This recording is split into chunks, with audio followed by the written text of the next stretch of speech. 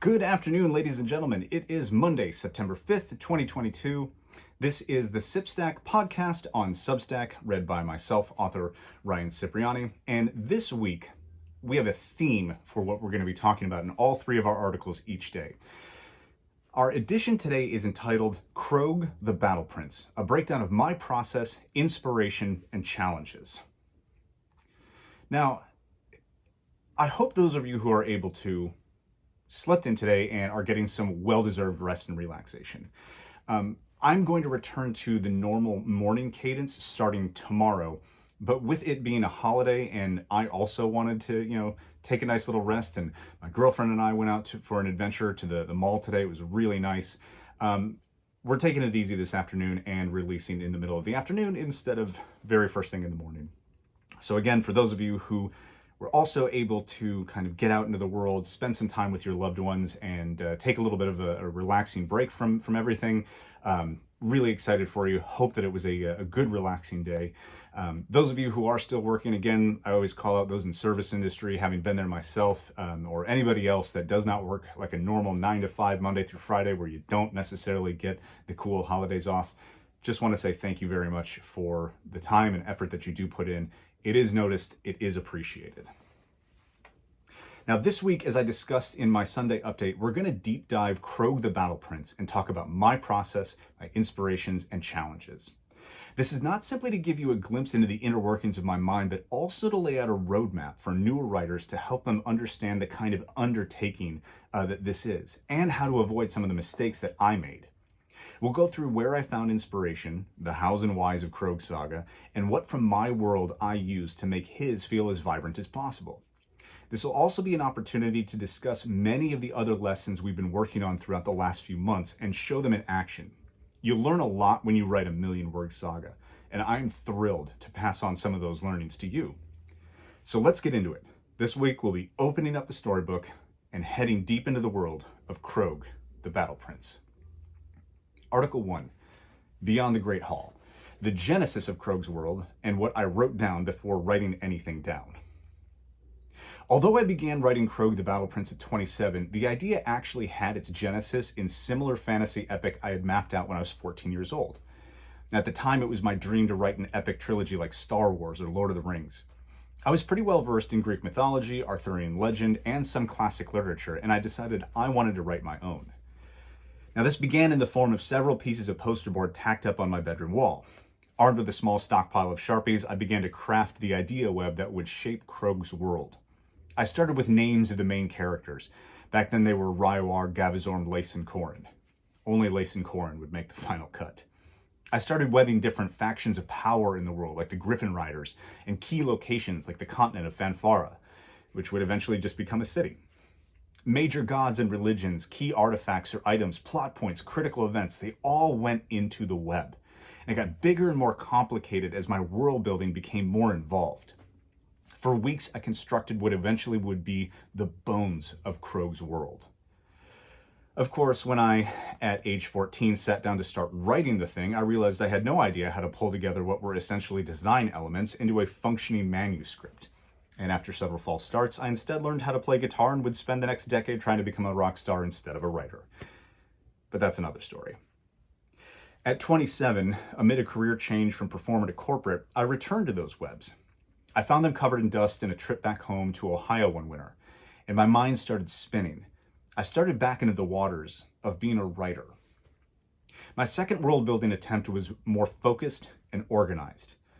I grabbed what I could from the idea web and started hurriedly recording them in a little red notebook I had on me.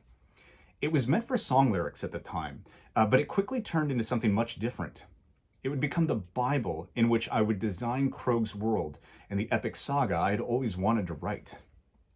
There were a few more false starts after that, until one night I sat down to write a humorous take on Beowulf, where the hero goes into the forest to slay the monster but ends up making friends with it instead.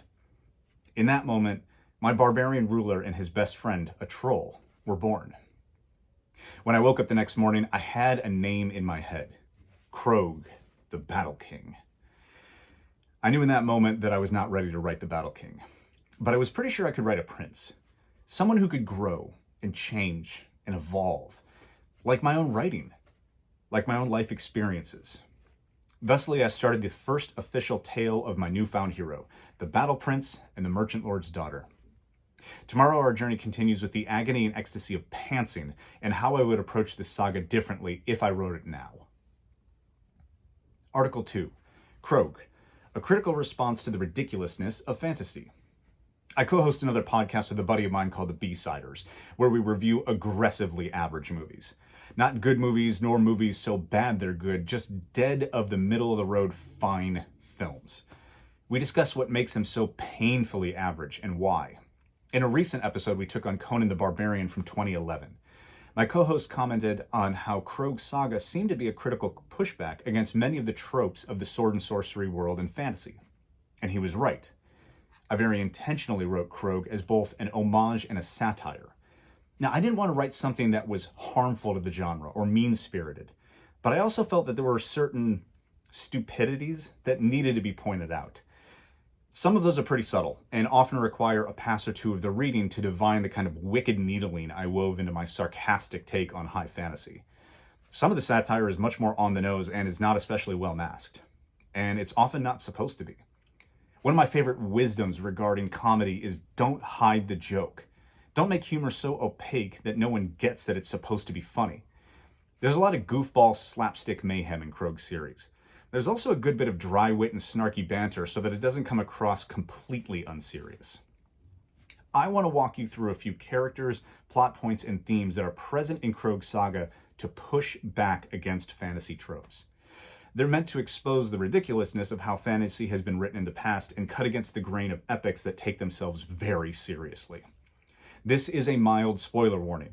I will talk about a few storylines that'll give away some of the action of Krög's saga and may take some of the mystique out of certain characters. This is also why I'm doing this as a general introduction today and not a full deep dive just yet. If you want to preserve some of the magic or just keep the stories fully unspoiled, you've been warned. Article 3. Inspirations. Scale the Dragon. Krög's world was largely a messy amalgamation of my world at the time. I pulled in lots of inspiration from my day-to-day when I wrote it to craft as believable a fantasy world as I could.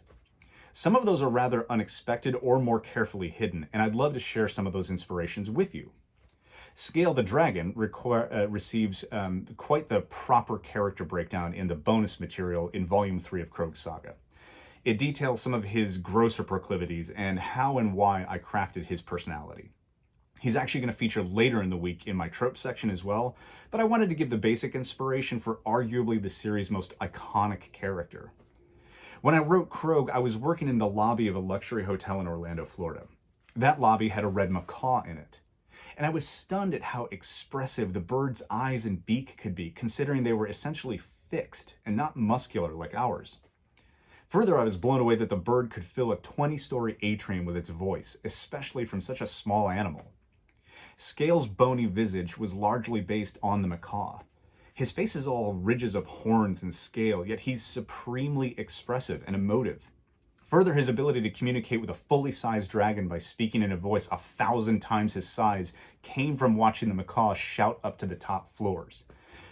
And the bird's gorgeous plumage also directly inspired Scale having feathers instead of leather in his wings. This is why I encourage writers to be great observers. Inspiration is everywhere.